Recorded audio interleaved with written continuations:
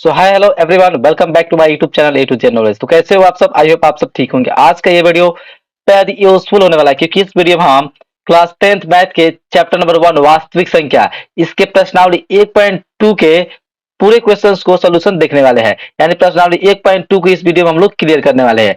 आज की इस वीडियो को यदि आप देख लेते हैं तो आपका प्रश्नावली 1.2 के एक भी प्रश्न नहीं छूटेगा। यानी इस चैप्टर में जितने प्रश्न, इस प्रश्नावली में जितने भी आपको क्वेश्चन दिए हुए उन सब का सोल्यूशन हम इस वीडियो में देखने वाले हैं। एक एक बाई देखेंगे, एक एक क्वेश्चन बाई देखेंगे, स्टेप बाय स्टेप समझेंगे, बिल्कुल आसान तरीके से समझेंगे, आसान भाषा में समझेंगे।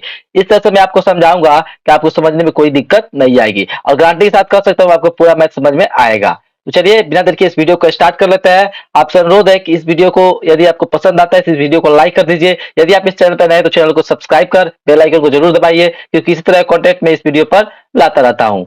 चलिए वीडियो को स्टार्ट करते हैं। मैं हूं वाहिद रजा और आप देख रहे हैं अपना favourite YouTube channel A to Z knowledge.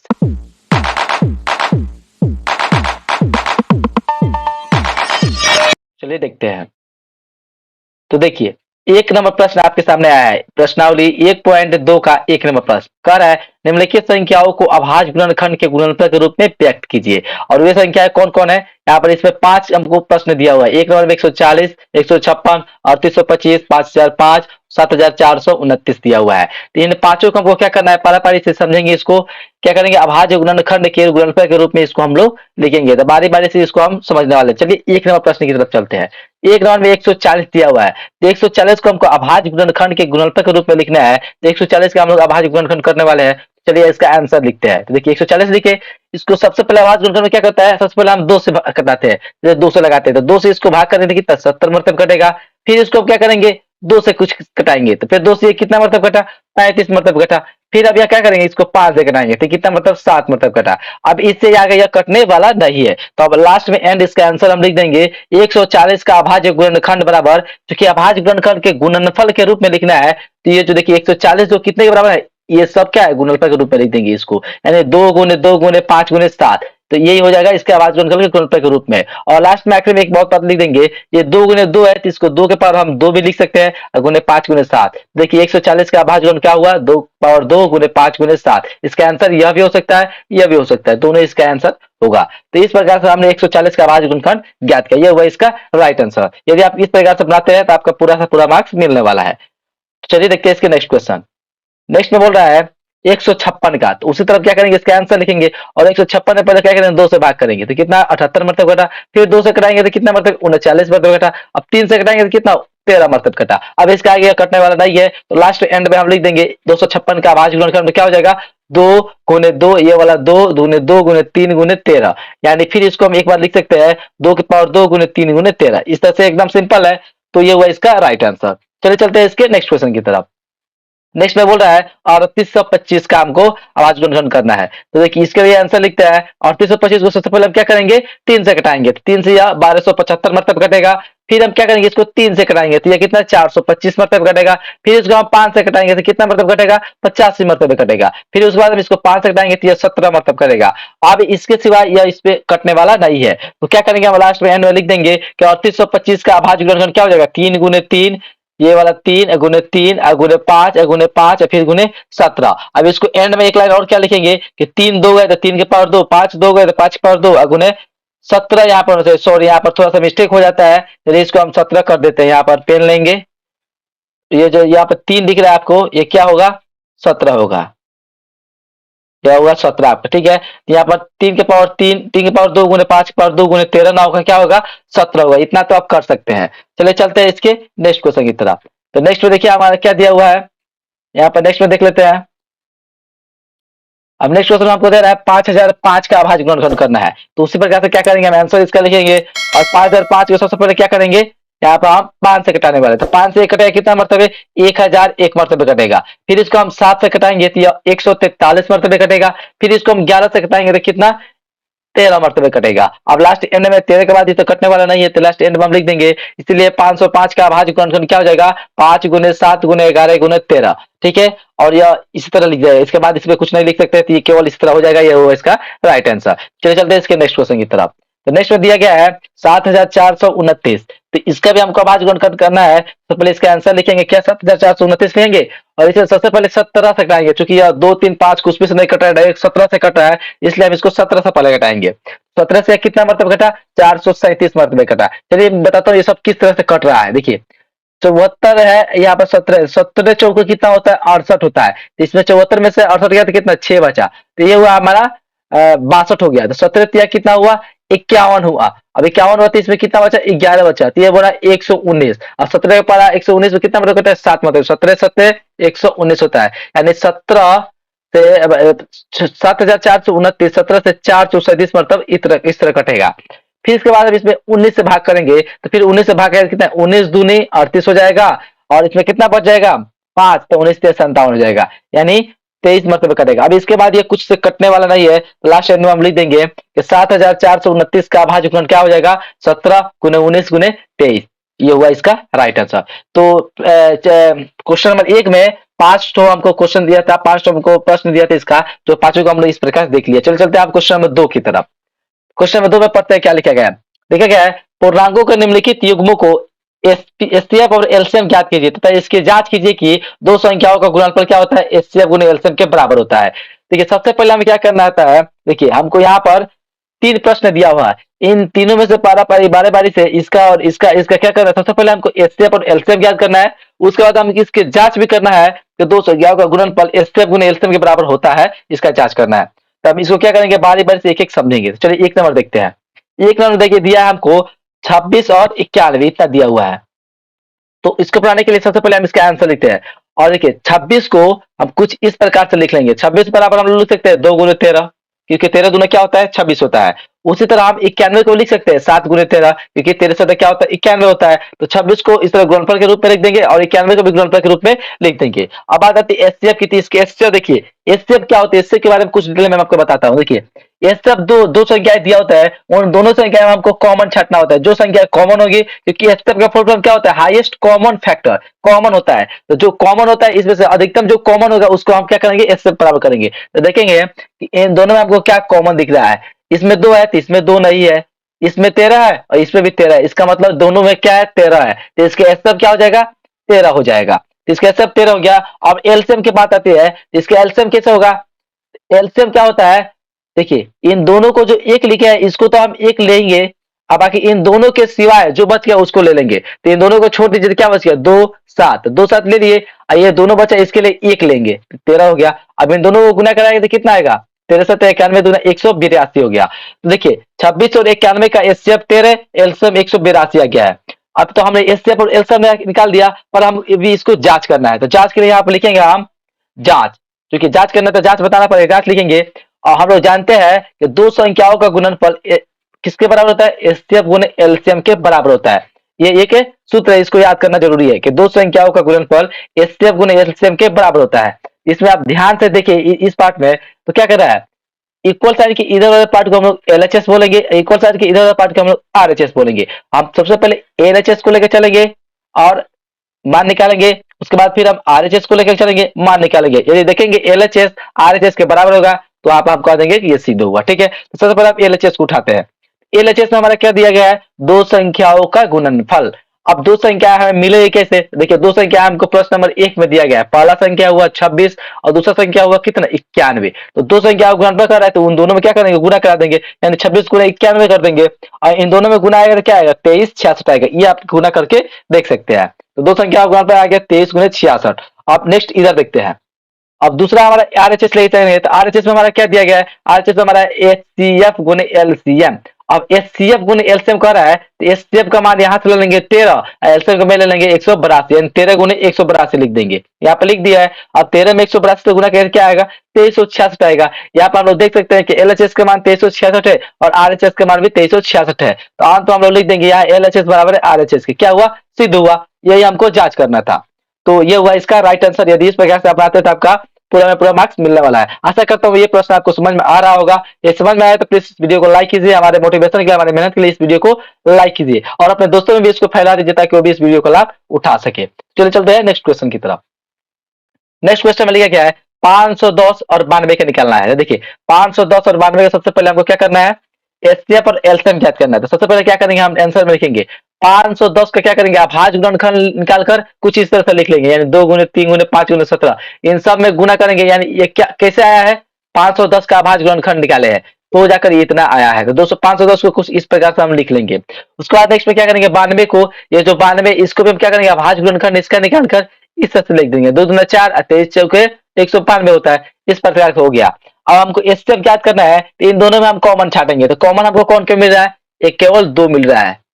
देखिए इसमें भी 2 है, इसमें भी 2 है, तो दोनों में क्या है, 2 कॉमन है, तो इसका एचसीएफ क्या हो जाएगा, 2 हो जाएगा। अब बात करें एलसीएम की, तो एलसीएम देखिए क्या क्या हो जाएगा, इन दोनों के लिए एल की इसमें भी 2, इसमें भी 2, इसके लिए एक 2 ले लिए। अब इसके सिवाय जितना भी बच गया वो सब क्या किया, गुना में लिख दिया, यानी 1 2 बाद 1 3 तब 5 तब 17 तब 23। एलसीएम में क्या करना होता है, दोनों में कॉमन होता है उसको एक लेना पड़ता है, यानी एक इसमें है, इसमें दो, दोनों में 2 है, इसके लिए इस 2 2 के लिए 1 2 लेंगे। अब आखिर जो बच गया उस सबको क्या कर देंगे, गुना में करा देंगे। अब देखिए इतना में इतना 2 गुना कीजिएगा तो कितना आएगा, 23,460 आएगा। ये तो हुआ इसका एचसीएफ और एलसीएम निकल गया। अब हमें जांच करना है, तो जांच के लिए यहाँ पे लिखेंगे जांच। उसके बाद हम लोग जानते हैं कि दो संख्याओं का गुणनफल बराबर फिर एचसीएफ गुने एलसीएम होता है। उसी तरह हम क्या करेंगे, एलएचएस उठाएंगे, लिखेंगे दो संख्याओं का गुणनफल बराबर। अब देखिए दो संख्या इसमें कौन कौन है, एक तो एक संख्या 510 और दूसरी है 92, तो दोनों को क्या करेंगे, गुना कर देंगे, यानी 510 गुने 92 कर देंगे, और इतना भी इतना से गुना होगा तो कितना आ जाएगा, 46,920 आ जाएगा। अब बात रही आरएचएस की, तब यहाँ से क्या करेंगे, हम आरएचएस उठाएंगे, और आरएचएस में क्या, एचसीएफ गुने एलसीएम, एचसीएफ आया है 2, एलसीएम आया है 23,460, तो वही लिख देंगे 2 गुने 23,460। अब इक्वल में क्या आ जाएगा, इसमें गुना करेंगे तो क्या है, 46,920 आ जाएगा। यहाँ पे आप ध्यान से देख सकते हैं कि एलएचएस जो है 46,920 है, और आरएचएस क्या है 46,920 है, दोनों आपस में क्या है, बराबर है। तो यहाँ पर आप लिख सकते हैं, यहाँ एलएचएस जो है आरएचएस के बराबर है, यही हमारा जांच हुआ यानी सिद्ध हुआ। तो 2 नंबर का आंसर यह इस प्रकार से हुआ। चलो चलते हैं इसके नेक्स्ट क्वेश्चन की तरफ। नेक्स्ट क्वेश्चन में कह रहा है 336 और 54 का हमको एचसीएफ और एलसीएम ज्ञात करना है, फिर इसके बाद इसको जांच करना है। तो सबसे पहले हम आंसर लिखेंगे, और 336 को कुछ अभाज्य गुणनखंड निकालकर इस प्रकार से लिख लेंगे, 2 दूनी 4 4 दूनी 8 8 दूनी 16 16 3 48 7 कितना होता है, 336 होता है। उसी प्रकार से 54 का निकाल लेंगे, 2 3 6 6 3 18 3 54, तो 336 का 54 के पहले क्या करेंगे, इस तरह से दोनों को निकाल लेंगे। अब एचसीएम क्या करता है, हमको कॉमन छाटना होता है, तो ध्यान से कॉमन छाटिए, तो इसमें भी 2 है उसमें भी 2 है। उसके बाद देखिए इसमें 3 है इसमें भी 3 है, यही 2 कॉमन हो रहा है, यानी 2 और 3 आ रहा है, तो ये सब आप लिख लेंगे कितना, 2 और गुने 3 कितना हो जाएगा, 6 हो जाएगा। जो कॉमन होगा उसको गुना में लिख देंगे और आंसर आ जाएगा। अब एलसीएम के बात आ रहा है, तो ध्यान से देखिए, अब एलसीएम में क्या करना पड़ता है हमको, 2 का अधिकतम घात देखिए कितना है, 2 का अधिकतम कितना है, 4 है, तो 2 के पावर 4 ले लिए। 3 का अधिकतम घात कितना है, 3 है, तो 3 ले लिए, एक 7 बच गया, 7 हो गया। या उस तरह नहीं कर सकते, इस तरह भी कर सकते थे आप, देखिए दोनों में, इसमें भी एक 1 2 है, इसमें भी एक 1 2 है, तो इन दोनों के लिए 1 2 ले लेते, ठीक है। अब उसके बाद इसमें भी एक 3 है इसमें भी एक 3 है, तो इन दोनों के लिए 1 3 ले लेते। आप कितना बच जाएगा, ये 3 को 2 बच गया, फिर 2 को 3 बच गया, एक 7 बच गया। तो उस तरह भी इतना ही आएगा, उस तरह भी इतना ही आएगा, तो इसको आपस में आप गुना कराइए, 2 के पावर 4 यानी 2 दूनी 4 दूनी 8 दूनी 16 में 3 3 9 3 27 से गुना कर, फिर 7 से गुना करेंगे तो कितना आएगा, 3024 आएगा, इतना आपका आएगा। अब ये तो हुआ इसका एचसीएफ और एलसीएम ज्ञात हो गया। उसके बाद हमको ज्ञात करना है, अभी जांच करना है, तो जांच करेंगे यहाँ पर। जांच में हम लोग जानते हैं कि दो संख्याओं का गुणनफल क्या होता है, एचसीएफ गुने एलसीएम के बराबर होता है। तो एलएचएस पहले उठाएंगे, एलएचएस में लिखा है दो संख्याओं का गुणनफल, दो संख्याएं हमको क्या क्या मिला है, एक तो 336 है और एक है 54, तो दोनों को क्या करेंगे, गुना करा देंगे, इसलिए 336 गुना 54, इसको गुना कराएंगे तो क्या आएगा, 18,144 आएगा। ये हुआ एलएचएस साइड। अब आरएचएस साइड की बात करें, आरएचएस में लिखा गया एचसीएफ गुने एलसीएम।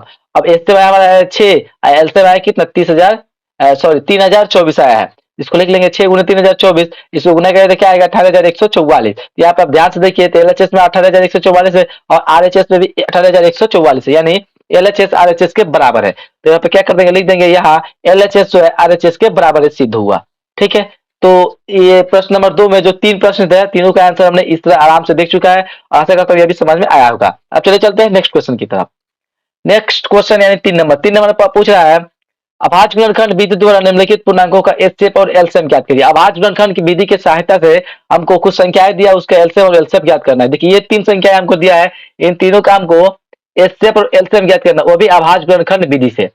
तो देखिए 1 में यह दिया हुआ है, 2 में यह दिया है, 3 में यह दिया है, तीनों को अब क्या करेंगे, बारी बारी से समझने का प्रयास करते हैं। देखिए एक राउंड समझते हैं, एक में दिया है 12 15 और 21, तो 12 15 21 के अभाज्य गुणनखंड से ज्ञात करना है, तो अभाज्य गुणनखंड विधि वाला बता रहे किस तरह से होगा। ठीक है, इसका आंसर लिखना चाह रहे हैं। सबसे पहले आप क्या कीजिए, 12 का अभाज्य गुणनखंड निकाल कर लिख लीजिए कुछ इस प्रकार से। 12 को लिख सकते हैं 2 गुने 3, 2 दूना 4 3 12। उसी तरह 15 को हम लोग लिख सकते हैं 5 गुने 3 एकदम। उसी तरह हम लोग 21 को लिख सकते हैं 7 गुने 3, 7 या 21, 5 या 15, 3 दूनी 6 दूनी 12।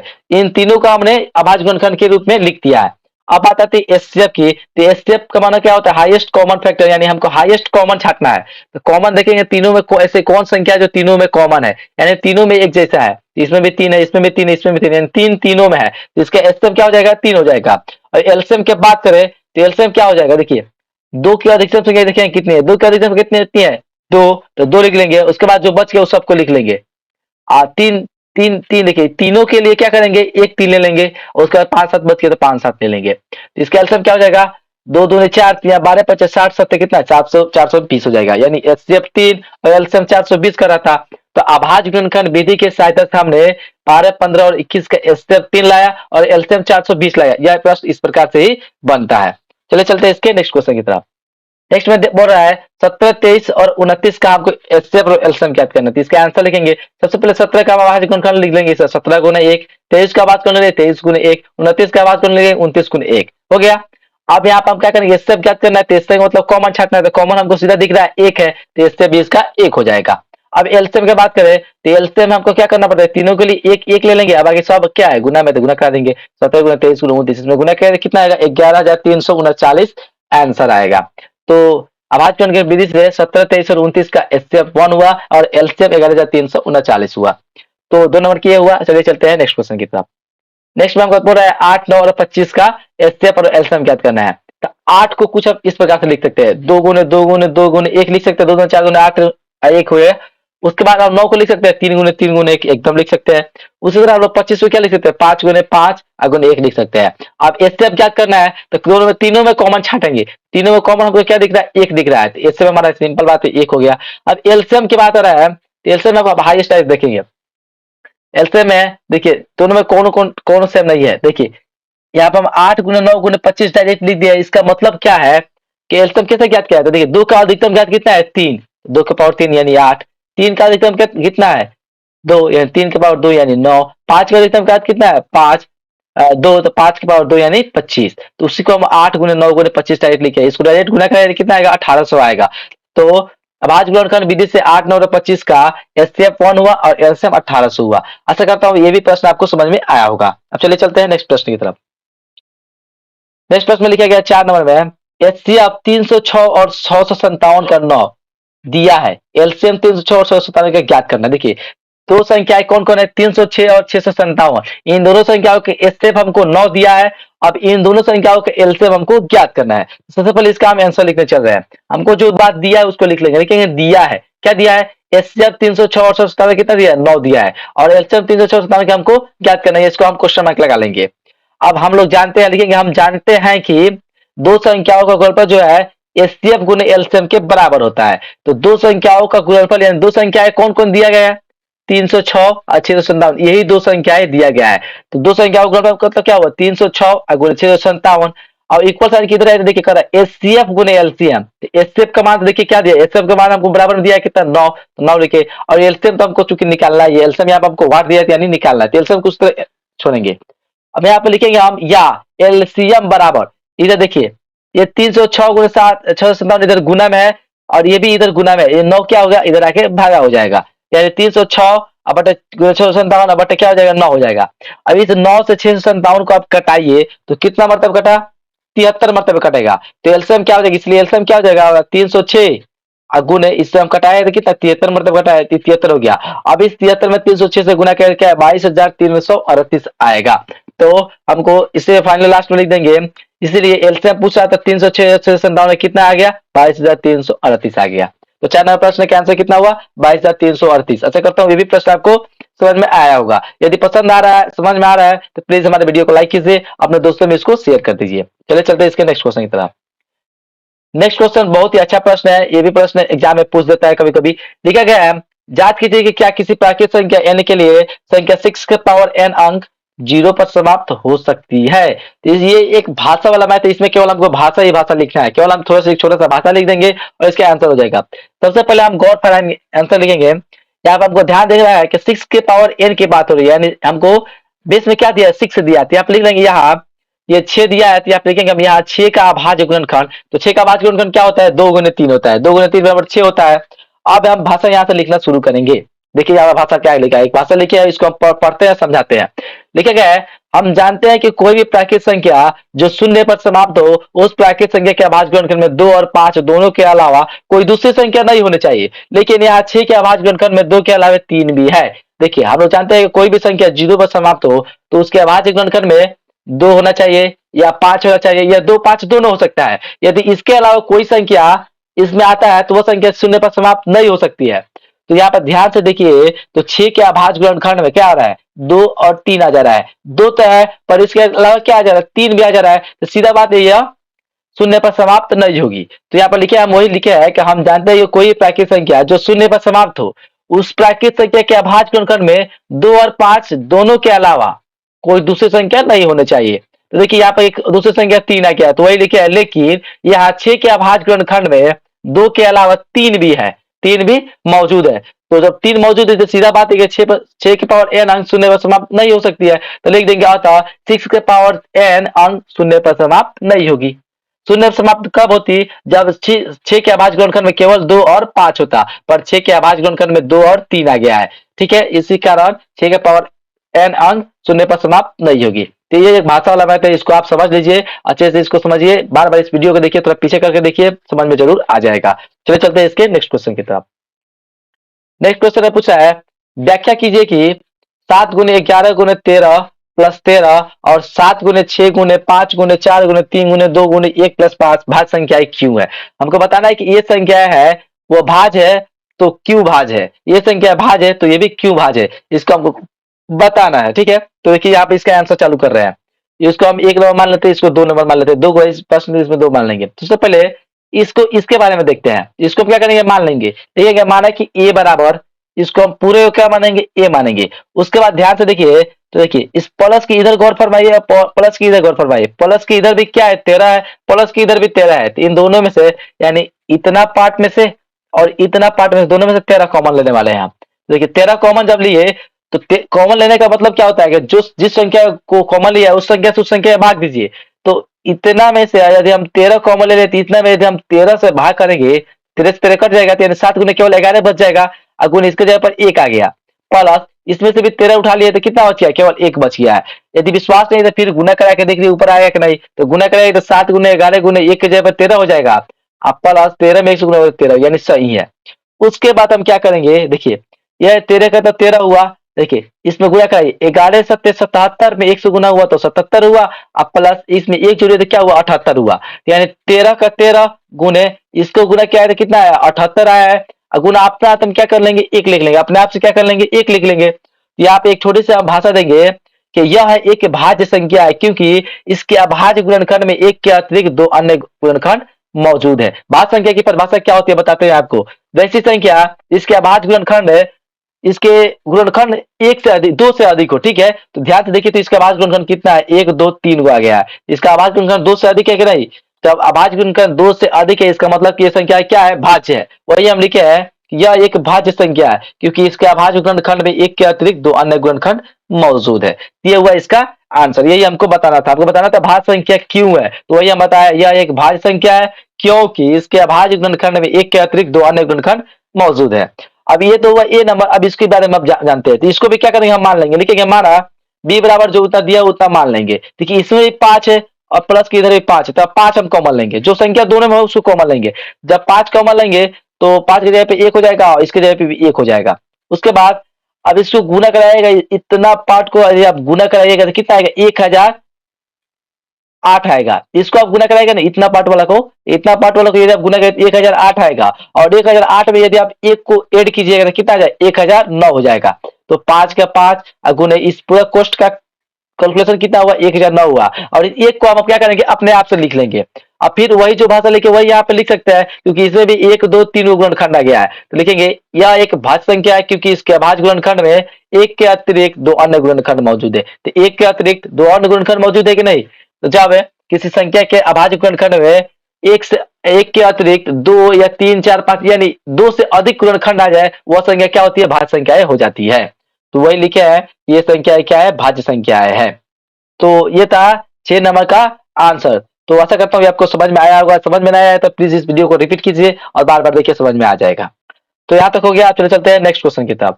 नेक्स्ट क्वेश्चन में लिखा गया है, लास्ट क्वेश्चन है इस सेशन में, लिखा क्या, किसी खेल के मैदान के चारों ओर एक वृत्ताकार पथ है। इस मैदान का एक चक्कर लगाने में सोनिया को 18 मिनट लगते हैं, जबकि उस मैदान का एक चक्कर लगाने में रवि को 12 मिनट लगते हैं। सॉरी देखिए, प्रश्न में थोड़ा सा मिस्टेक हुआ है, यहाँ पर कुछ छूट गया। ठीक है, जो टाइपिंग करने में थोड़ा मिस्टेक हो जाता है, इसके लिए मैं बहुत बहुत सॉरी मांगता हूँ। ठीक है, लिखा गया है, जबकि इसी मैदान का एक चक्कर लगाने में रवि को 12 मिनट लगता है। ठीक है, यहाँ पर 18 होगा और यहाँ पर 12 लिखना चाहिए था, 12 छूट गया है, 12 मिनट लगते हैं।